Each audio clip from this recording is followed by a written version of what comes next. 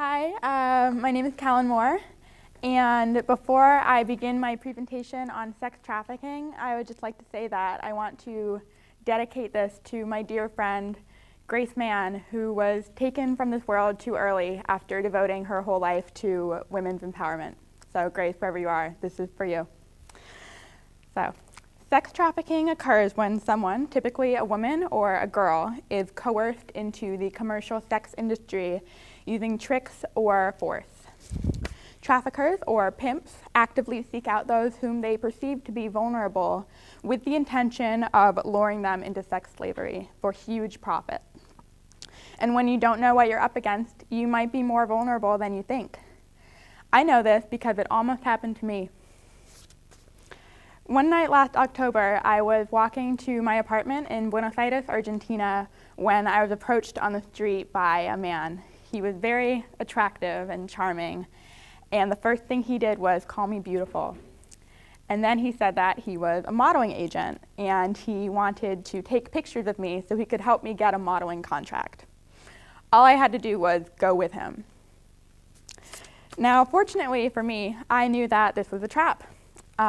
Before I left the United States, my mom, who is here today, had gone to a church meeting on human trafficking, and she told me that this modeling agency line is actually one of the most common ways that pimps lure girls into being trafficked. Now, sadly, most girls do not know this, and unfortunately, this lack of awareness makes them easy prey for pimps. The best weapon in the fight against sex trafficking is education. Therefore, Richmond's sex trafficking problem can be mitigated by adopting peer education programs in public schools, modeled after the Tell Your Friends initiative that has been proven successful in Washington, D.C. Now, I know you might be thinking right now, you're like, how can you tell us that there's a sex trafficking problem in Richmond when in that story you just told you were in another country? Well, that's true. I was in Argentina. But Richmond is actually among one of the top 20 U.S. cities identified by the Department of Justice as major centers for sex trafficking. And this is due to several factors. First, Richmond sits at the intersection of I-95, I-295, and I-64, which logistically makes Richmond a convenient place for the transportation of human beings. And secondly, as we all know, Richmond has a poverty problem, and poverty leads to teen runaways. And teen runaways are incredibly vulnerable to street pimps, with the National Runaway Hotline estimating that 1 in 3 teen runaways will be lured into sex trafficking within just 48 hours of leaving home. Once a victim is trafficked, the main health risk she faces is premature death by murder, suicide, drug overdose, HIV infection, or accidents in that order. And if she survives, it's estimated by the National Human Trafficking Resources Center that she may be forced to have sex between 20 and 48 times a day. Let me rephrase that. The average victim of sex trafficking is raped up to 48 times a day. And by the way, the average age of a girl who is trafficked is 13 to 14. That's an 8th grader.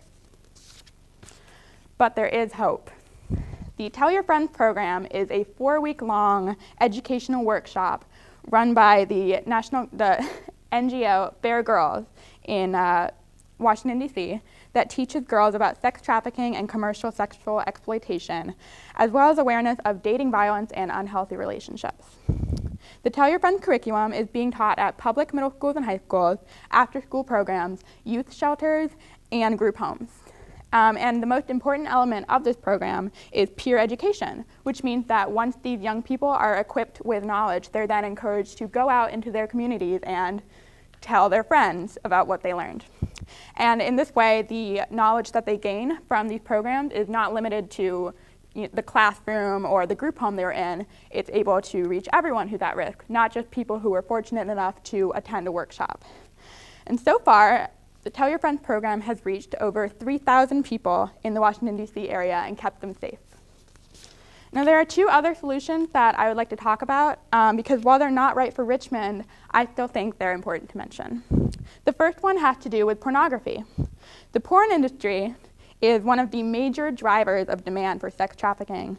And that's because it's been proven that the more people watch porn, and by people I mean mostly men, because most men are the biggest consumers of pornography, but the more men watch porn, the more likely they are to solicit prostitutes and do so frequently.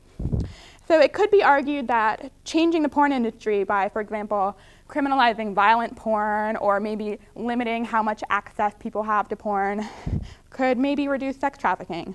But this approach has never been tried before, so there's no data on how effective it would be. And that's why that's not my top pick for Richmond.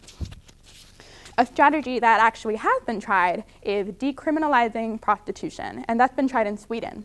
The Swedish law, enacted in 1999, has changed the legal consideration of prostitution so that sex workers are not criminalized for selling sex, but the men who buy sex are. And this law has been successful in Sweden. Compared to neighboring countries such as Finland, the incidence of sex trafficking has gone down. But while decriminalization works for a liberal country like Sweden, it would take generations for legalizing prostitution to be a smart political move in the conservative United States, especially Virginia. And we're looking for an immediate solution, not one that is only feasible years and years from now. And that's why peer education is a far more pragmatic approach to sex trafficking. Prostitution, as they say, is the oldest profession in the world. But that doesn't mean that it has to be around forever. And that doesn't mean that we shouldn't act now to end sex trafficking. The pain and suffering of women and girls who are tricked into sex slavery in Richmond and beyond cannot be ignored, especially when there are proven methods of prevention. Peer education works. Teaching awareness works. I know it works because it worked for me. And that's why we need to act now, so that no girl will ever be trafficked again. Thank you.